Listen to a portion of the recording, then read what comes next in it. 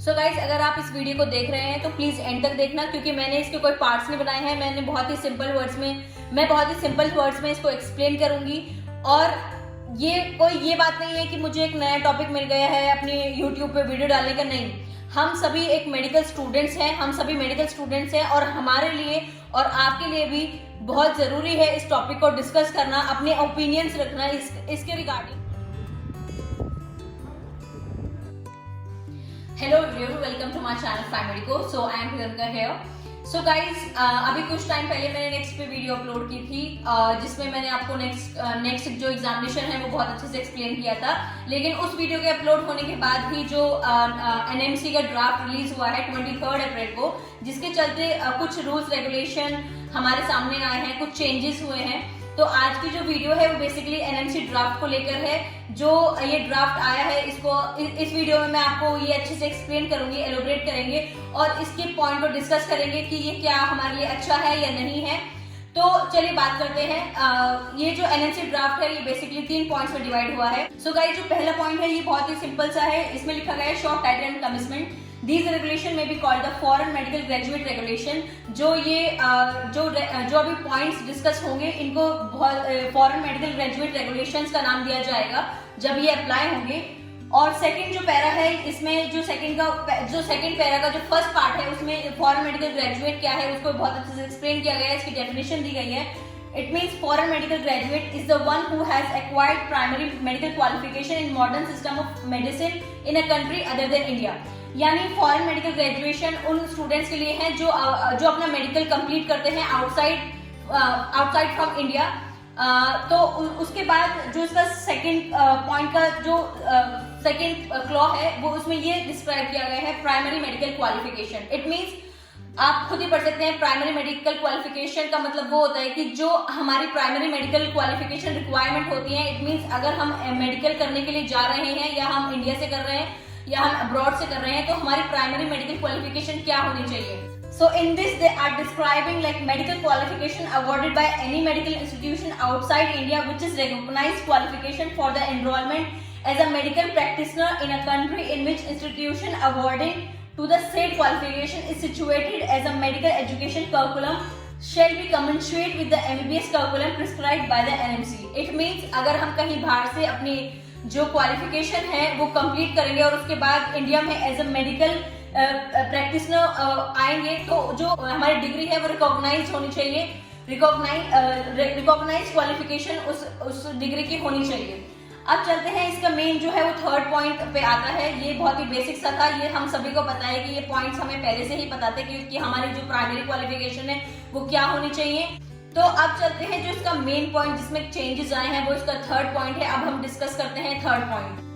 So guys, this is very basic eligibility criteria for the license to practice in India. No person shall be allowed to obtain the license for practice in medicine in India unless the person fulfilling the following criteria।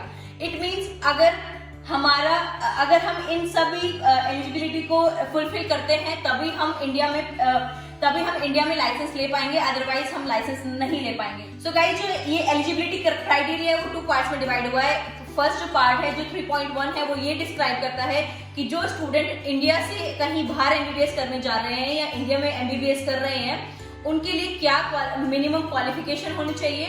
और जो second part है वो describe करता है इन case अगर हम कहीं abroad से ही पढ़े हुए हैं, हम बचपन से ही अब्रॉड में पढ़े हुए हैं और हमने एमबीबीएस भी बाहर से ही की है, एमबीबीएस भी हमने अब्रॉड से ही की है, तो क्या क्राइटेरिया, क्या प्राइमरी क्वालिफिकेशन हमारी होनी चाहिए जिसके बाद हम इंडिया में आके एज ए डॉक्टर हम लाइसेंस ले सकते हैं। तो अगर हम इंडिया की बात करें तो उसमें टोटल 12 ईयर ऑफ स्कूलिंग होनी चाहिए और जो वो स्कूलिंग होनी चाहिए वो सीनियर सेकेंडरी या फिर हायर सेकेंडरी या फिर इंटरमीडिएट सेकेंडरी के इक्विवेलेंट होनी चाहिए। जो हमारी डिग्री होनी चाहिए 12th की वो या तो सेंट्रल से या फिर स्टेट से या फिर स्टेट गवर्नमेंट से होनी चाहिए। और इसके बाद जो पासिंग जो रेशो है क्लास 12th एग्जामिनेशन की, उसमें हमारे फिजिक्स, केमिस्ट्री और बायोलॉजी सब्जेक्ट होना बहुत जरूरी है, ये कंपलसरी है। इसके बाद अगर कोई स्टूडेंट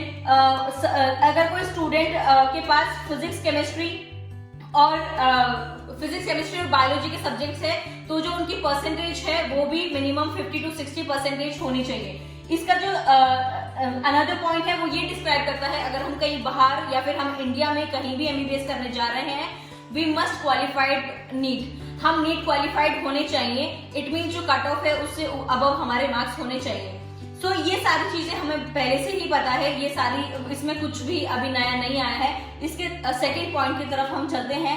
जो इसका सेकंड पॉइंट है वो हमें डिस्क्राइब करता है ये जो सेकंड पॉइंट है वो डिस्क्राइब करता है उन स्टूडेंट के लिए जो बाहर से पढ़ के आए हैं। It means it will be eligibility requirement for the person who intending to practice in India after the completion of senior secondary education as well as MBBS or equivalent to medical qualification from outside India. So in case अगर कोई student बाहर से पढ़कर फिर MBBS कर India में आ रहा है, so उसके पास एटलीस्ट 12 ईयर ऑफ स्कूलिंग होनी चाहिए। उसका जो टाइम पीरियड है स्कूल का वो मिनिमम 12 ईयर होना चाहिए। एंड सेम उसके पास भी फिजिक्स, केमिस्ट्री, बायोलॉजी और बायोटेक्नोलॉजी सब्जेक्ट होना चाहिए and English will be compulsory to then जो उसका सेकंड पॉइंट है, फर्स्ट पॉइंट में मेनली यही दिया गया है और सेकंड जो पॉइंट है वो ये दिखाया गया है कि जो एमबीबीएस हमने की है, ये बात हो गई स्कूलिंग की, जो हमारी स्कूल सेकेंडरी स्कूलिंग यानी प्लस 12 तक की जो स्कूलिंग है वो डिस्क्राइब करता है। जो इसका सेकंड पॉइंट है वो ये डिस्क्राइब करता है कि अगर हमने बाहर से एमबीबीएस की है तो उसके लिए मिनिमम जो हमारा एमबीबीएस कोर्स का ड्यूरेशन है वो 4.5 ईयर होना चाहिए। It means 54 months of theoretical and practical training is acquired for a primary medical qualification. So guys, जो ये सेकंड पॉइंट है वो ये डिस्क्राइब करता है कि अगर हम कहीं बाहर से कर रहे हैं तो वो मिनिमम जो हमारा ड्यूरेशन है एमबीबीएस का वो 54 मंथ का होना चाहिए। अगर हमारे ये ड्यूरेशन बैठ रहा है तो उसके साथ हमारे 12 मंथ की एडिशनल इंटर्नशिप भी होनी चाहिए। और जहां से भी हम डिग्री कर रहे हैं एमबीबीएस की बाहर से, आउटसाइड फ्रॉम द इंडिया, वो सारा जो कोर्स है वो इंग्लिश में होना चाहिए, ना कि किसी अदर उस कंट्री के रीजनल लैंग्वेज में। सो गाइज ये बहुत ही ये पॉइंट्स भी कुछ हद तक हमें पता थे, लेकिन इसमें जो ये पॉइंट है वो अभी नया आया है कि अगर हम एमबीबीएस बाहर से कर रहे हैं it must be in English medium. So ये भी कुछ चीजें हमें पता थी लेकिन कुछ चीजें इसमें नई ऐड हुई हैं। तो ये पॉइंट है 3.2 का। अब हम चलते हैं इसके नेक्स्ट पॉइंट पर, 3.2 के थर्ड पार्ट पर। इसमें जो डिस्क्राइब किया गया है बेसिकली वो ये डिस्क्राइब किया गया है जो हमारे इंटर्नशिप है, इट मीन 12 मंथ की जो ट्रेनिंग होगी उसके अंदर जो क्लिनिकल रोटेशन है या फिर इंटर्नशिप रोटेशन है उसके अंदर जो हमारे मेन सब्जेक्ट्स हैं वो होने बहुत जरूरी है, जैसे कि psychiatry, paediatrics, general surgery, anaesthesia, gynaecology, ये सब आप देख सकते हो, इसको पढ़ सकते हो कि उसके अंदर ये सारे जो सब्जेक्ट्स हैं उनका क्लिनिकल रोटेशन होना बहुत जरूरी है। And moving to the next point, इसके अंदर ये डिस्क्राइब किया गया है कि अगर आप इंटर्नशिप बाहर से कर रहे हैं और अगर आप इंटर्नशिप आपने बाहर से की है, इन केस अगर आप ट्रांसफर ले लेते हैं और आपका जो थ्योरेटिकल पार्ट है वो आपने किसी और कॉलेज से किया है और इसके बाद जो आपका जो इंटर्नशिप पार्ट है वो किसी और कॉलेज से है, तो ये अब वैलिड नहीं रहेगा। इसमें साफ साफ लिखा है medical training and internship should have been done in India और in any other country other than a country from where undergraduate training is obtained. It means no part of medical training and internship should have been done in India or in any country other than a country from where undergraduate training is obtained.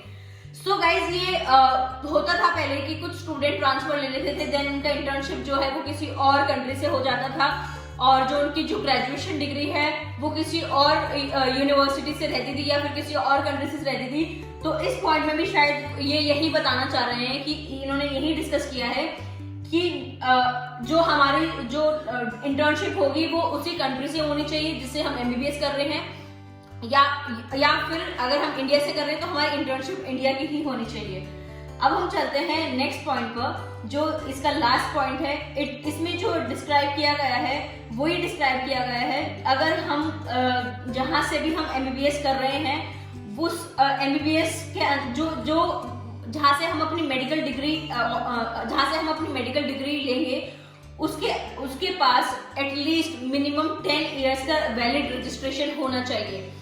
तो इस point को अगर मैं अच्छे से describe करूं तो वो ये है कि जो आउटसाइड इंडिया प्राइवेट कॉलेजेस होते हैं जिसको अपनी जो वैलिडिटी है, यानी रजिस्ट्रेशन जो है वो हर साल रिन्यू कराना पड़ता है, उनके पास कंटिन्यू 10 ईयर का रजिस्ट्रेशन नहीं होता है, ये उन लोगों के लिए प्रॉब्लम बन सकता है। लेकिन अगर कोई गवर्नमेंट यूनिवर्सिटी में पढ़ रहा है और उसकी यूनिवर्सिटी के पास 10 ईयर का रजिस्ट्रेशन है तो उनके लिए ये कोई प्रॉब्लम की बात नहीं है। So the main point in this is like 3.3। In this we will जो सबसे बड़ा चेंज आया है जिसने सबके दिमाग को हिला के रख दिया है वो ये 3.3 पॉइंट है। तो इसको पहले मैं आपको पढ़ के बताती हूँ। A person intending to practice in India after obtaining a primary medical qualification need to qualify foreign medical graduate examination FMGE until the national exit test यानी कि next become operational. The national exit test have shall like consist of step 1 and step 2. For FMG, the step will include an additional paper to assess the knowledge of pre and paraclinical subject also. Foreign medical graduates are required to qualify the screening test in India FMGE or next within 2 years of completing the MBBS abroad. So इसके बाद जब हमने ये पढ़ा तो हमारे लिए काफी शॉकिंग रहा, क्योंकि मैंने आपको बताया था कि नेक्स्ट के 2 पार्ट्स है, next 1 and next 2। Okay, but इसमें साफ साफ लिखा गया है कि जो स्टेप 1 है वो एक एडिशनल पेपर रखेगा अब्रॉड के लिए, हमारी नॉलेज को चेक करने के लिए, that will include our pre and para clinical subjects. तो एक बात तो पार्शियलिटी, हमारी सबसे पहली पार्शियलिटी तो हमारे इधर आ गई है कि हमें एक एडिशनल एग्जाम देना होगा। तो फायदा ही क्या होगा फिर नेक्स्ट रिलीज करने का? एडिशनल पेपर तो हम पहले भी देते थे, अब फिर हम एडिशनल पेपर देंगे।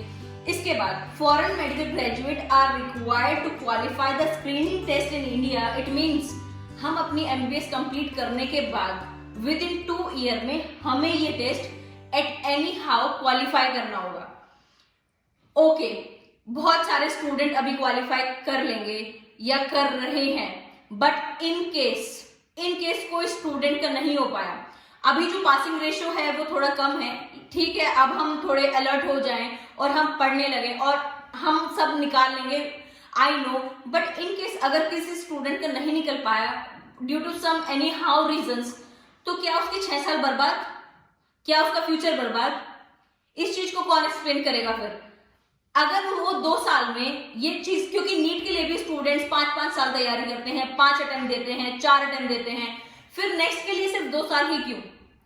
फिर इन लोगों को कौन ये बताएंगे कि अगर हमने कहीं भी अपनी जिंदगी के सबसे मोस्ट इंपोर्टेंट ईयर्स 6 ईयर्स हमने MBBS करने में लगाए और इन केस अगर कोई स्टूडेंट इसको पास नहीं कर पाया तो फिर उसका क्या फ्यूचर होगा? तो ये सबसे बड़ा मेन पॉइंट है, ये सबसे डराने वाला पॉइंट है। तो प्लीज मैं आप सभी से रिक्वेस्ट करती हूँ कि जो ये टॉपिक है ये अभी बहुत ही स्कैरी टॉपिक बन चुका है कि अभी क्या होगा हमारे लिए, हमारा क्या फ्यूचर होगा। क्योंकि काफी स्टूडेंट हम अभी बहुत खुश थे कि ओके हमारे साथ कोई पार्शियलिटी नहीं है, हमें भी नेक्स्ट देना है, इंडियन स्टूडेंट जो MBBS कर रहे हैं उनको भी नेक्स्ट देना है। तो अब इसमें बहुत सारी पार्शियलिटी आ गई है, तो ये बहुत सारी चीजें डिस्क्राइब करता है। ठीक है, अगर अभी नीट में स्टूडेंट्स नहीं कर पा रहे हैं क्वालिफाई, तो क्या इंडिया के पास इतने स्टूडेंट्स के लिए मेडिकल कॉलेजेस हैं क्या? अगर हैं भी, अगर प्राइवेट कॉलेजेस हैं भी, क्या आप जानते हो प्राइवेट कॉलेजेस की फीस क्या है? क्या मिडिल फैमिली के जो बच्चे हैं वो डॉक्टर्स नहीं बन सकते हैं? तो इन सबको ना बहुत ज्यादा ये पार्शियलिटी इंडिया में हमेशा होती ही आई है। और पार्शियलिटी अभी कुछ लगा था कि हाँ कुछ गवर्नमेंट नया लाई है, हाँ कुछ चेंज आया है, लेकिन अगेन फिर ये सब हो गया है। So guys, I am really very disappointed to regarding this draft. So please अपने ओपिनियन शेयर करें कि आपके अकॉर्डिंग ये ठीक है या नहीं है। मैं मानती हूँ ठीक है, अगर हम इसको प्लस वे में भी लें कि हमें 2 साल ही मिल रहे हैं, हम बहुत अच्छे से मेहनत करेंगे, पढ़ाई करेंगे और अपना फर्स्ट अटेम्प्ट में ही निकालेंगे, इट्स ओके। अगर इन केस कोई बीमार हो गया या किसी के साथ कुछ भी इंसिडेंट हो गया और वो नहीं क्लियर कर पाया, तो फिर उस स्टूडेंट का तो पूरा करियर ही बर्बाद हो सकता है। और इतना उनके माँ बाप का जो मेहनत है, उनके माँ बाप का जो पैसा है वो उन्होंने 6 साल तक लगाया है, और स्टूडेंट की भी मेहनत है, उसकी जो लाइफ है वो पूरी स्पॉइल हो सकती है इस 2 इयर्स के जो बात रखी गई है उस चीज को लेके। सो गाइज, अभी इस वीडियो में इतना ही। मैं कोशिश, आप प्लीज मुझे सजेस्ट कीजिए कि क्या ठीक रहेगा, क्या ये ड्राफ्ट हमारे लिए अच्छा है जो फॉरेन मेडिकल कॉलेजेस में अभी पढ़ रहे हैं, जो अभी 4th ईयर में हैं, जो 5th ईयर में हैं, जिनका रिसेंटली अभी नेक्स्ट ईयर FMG एग्जाम होने वाला है. So please guys discuss and please share your comment, share your view regarding to this कि जो ये ड्राफ्ट है ये रियली अप्लाई होना चाहिए या फिर नहीं होना चाहिए. सो इस वीडियो में इतना ही. आई होप कि आप अपने जो व्यूज हैं वो मेरे साथ जरूर शेयर करेंगे. So thank you for the watching. और ये सिर्फ एक वीडियो थी मेरे को बताने के लिए कि जो ये सब हो रहा है, जो एकदम हर बार गवर्नमेंट कुछ नया रूल लाती है, हर साल एक नया रूल आता है और फिर चेंज होता है. So guys thank you for the watching. इस वीडियो में भी इतना ही. एंड आई होप कि आप मेरी वीडियो को पसंद करेंगे और उसके बारे में डिस्कस करेंगे. And thank you for the watching. So keep support Flying Medigo and please guys share your views in my comments. Thank you.